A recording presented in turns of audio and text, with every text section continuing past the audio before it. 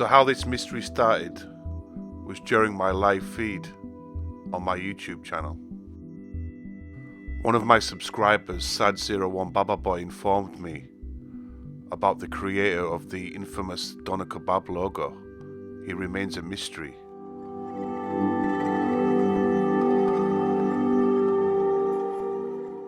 So the information was set by this website called Faz, which is based in Germany. And the journalist Jonas Jansen is the gentleman who was investigating who illustrated the famous Doner Kebab logo. So let's read out the first paragraph that Jonas has written on this article. It's really interesting, guys, actually. Most countries have a dish with whose invention they adorn themselves, and that is being promoted as a national treasure with cultural significance. To serve only a few of the stereotypes, we could say the Italians are incredibly specific on how they cook their pasta. The Belgians can't do without waffles, and the Austrians do love a good schnitzel. Countries and inventors of the dishes take credit for original recipes, secret ingredients, or the only real way of preparing a certain meal. And then he goes into the whole kind of like German, Turkish cross hybrid origins of kebab. He writes, and then there are also snacks that are incredibly popular across the borders, but nobody really knows where they are coming from. One of these bites definitely is the doner kebab. Being extremely popular in Germany and across all Europe, but having roots in the Turkish Middle Eastern cuisine, of the origin of this highly demanded munch is blurred. However, we are not going to join the controversy on who was the creator of the doner kebab. This is not only because too many people are involved in that discussion already, but also because there are other mysteries connected to the favorite snack of the Germans, like, for example, the question of all questions. Now, I've been checking a few YouTube documentaries. There are a few out there. Obviously, I can't really repost it because I'll get copyrighted most likely. But it is really interesting, guys. Now, he jumps into the main topic of this whole documentary kind of thing that I'm doing, or investigation. Who invented the Doner logo that is to be seen on almost all little paper bags the kebabs are wrapped in? Now, this is a very good investigation, because I went to Arras, who else used that logo. There's a few other shops that have that logo, I believe, or for their paper, what they wrap the doner in. Now, I had a good chat with my wife about this, and it's kind of interesting. She was like, oh wow, I didn't know that.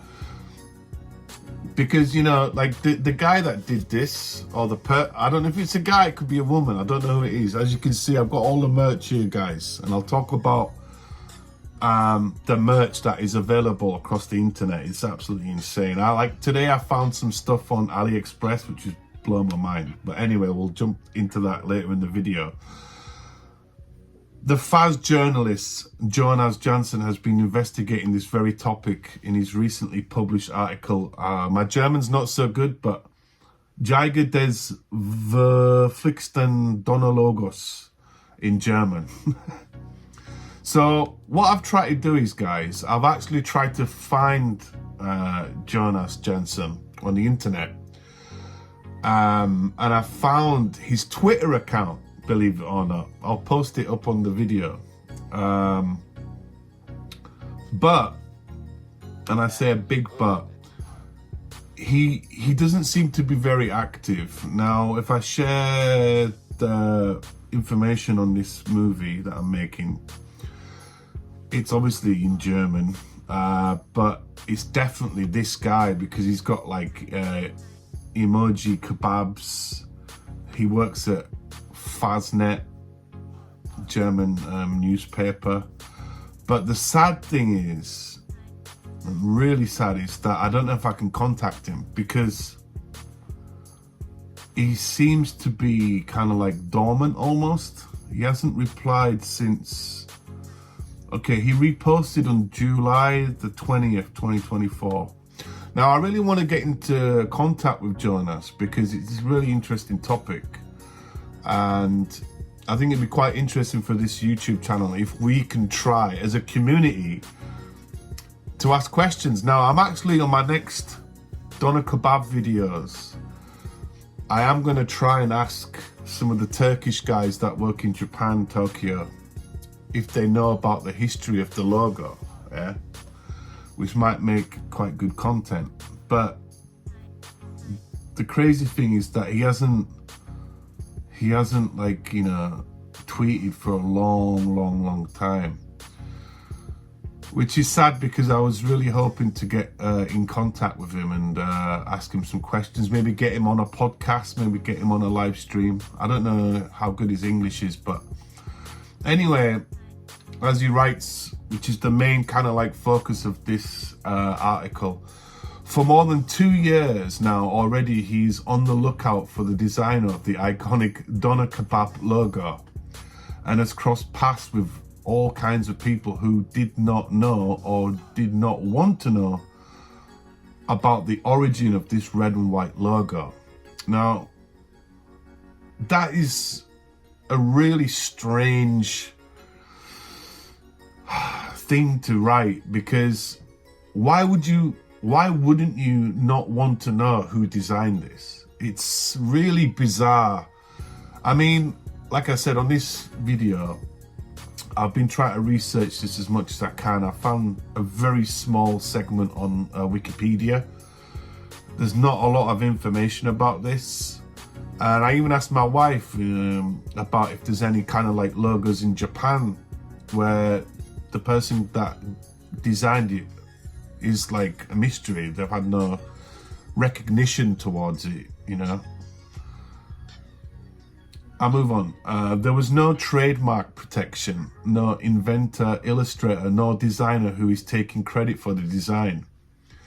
I find that absolutely bizarre because it's really, like I said, this is one of the biggest mysteries, apart from the pyramids and Machu Picchu, in the world for me to discover. I mean, it is, because I'm an illustrator, I'm an artist, and I find it really interesting, like, if you've like designed something that is like worldwide and it's been used in multiple things, obviously we've got the paper Doner Kebab wraps, you've got merch, loads of merch, man. I'll show it on the video. I'll screenshot some stuff on websites where people can get merch. But as a person, like for myself who does art and stuff like that, I want recognition for that, you know what I mean?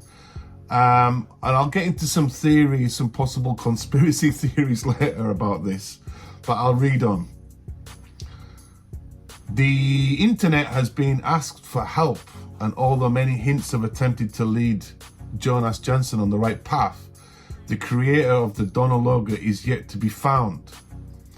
The internet has been asked for help, and although many hints have attempted to lead Jonas on the right path, the creator of the Doner logo is still to be found. In the meantime, there's even been a podcast published on this topic by his colleagues from the Faz podcast Germany to support Jonas Jansen. Now, obviously, I've contacted a few of my German friends and I've sent the link to them, and I'm hopefully trying to get those guys to not translate it all in English, because it's not a super long podcast, but it'll be a lot of work for my friends to do. All I want to do is get a basic synopsis, a basic kind of outline of the whole podcast. I'll move on to the next, I think it's the third paragraph. The difficulty of finding the creator made us consider another side of the story. Maybe the designer of the Doner logo wants to remain anonymous, and is doing a great job in doing so. Taking on commercial commissions has not always been a wise decision for designers and artists, as we can see on the example of the Gunther Through Truck. Yeah, I know I talked about this on my live feed yesterday, and I don't want to get into detail because it's kind of off topic, but he's talking about the guy that did the Aldi stuff. And I think on his Twitter page, he has got the Aldi t-shirt. He's wearing it. It's incredible. I mean, I was lucky to find his Twitter, to be fair. Like I said, he's just remained dormant. On the last paragraph, he's put, "We can imagine that the designer of the Doner logo knows about this rather tragic story and wants his own future to look a bit brighter. Although this is just a wild guess, and we do not want the unknown creator to face consequences like Frank Truck did. We are now also really curious to who invented the infamous logo. I want to support the journalist Jansen, who is, according to the latest updates." Now, I can't remember when this was.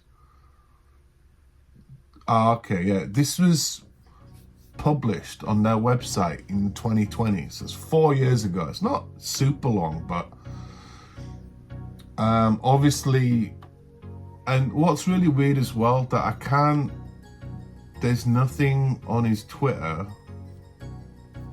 his replies, unless I go really way back. I'm searching now. That he's made any leads regarding the logo. I'm pretty sure he has written about it, but I'm gonna have to go through all of his. That's 2022. Wait a second. I presume he hasn't made any more leads and probably has given up. But like I said, it's a real strange mystery why someone who did this, like I said, I don't even know how far this logo goes back, because I left the UK in 2008 and I don't really remember this logo being around anyway. But like I said, even in Japan, some shops still use this logo. And obviously, just researching on the internet, some other illustrators, even though on images, have basically used this kind of like red and white pattern, but changed the guy, the guy with the mustache. They've slightly tweaked it. That's 2021. But like what I'm basically doing, guys, is that I'm trying to ask you subscribers, you viewers, if you can go into my Reddit group, or you can DM me on social media like Facebook or Twitter X. Can you guys let me know which shops use that logo at your favorite kebab shops? Because I want to compile some data, like actually find out which countries around the world use that logo. Oh man, he did a lot of Twitter like way back when, but like I said, this is like trying to find a needle in a haystack, guys. I don't want to like bore you on this video, but just going on further research, I found some really crazy merchandise on the internet, like really crazy. There's a website called Redbubble, and I don't know where this company is coming out of, but they seem to have a lot of the Doner Kebab t-shirts. I have a funny feeling that it could be, and I think it is, it's stuff from basically AliExpress. That's all it is. Because I've researched a lot of stuff on this current logo, and like I said, I hope to try to write an email to Jonas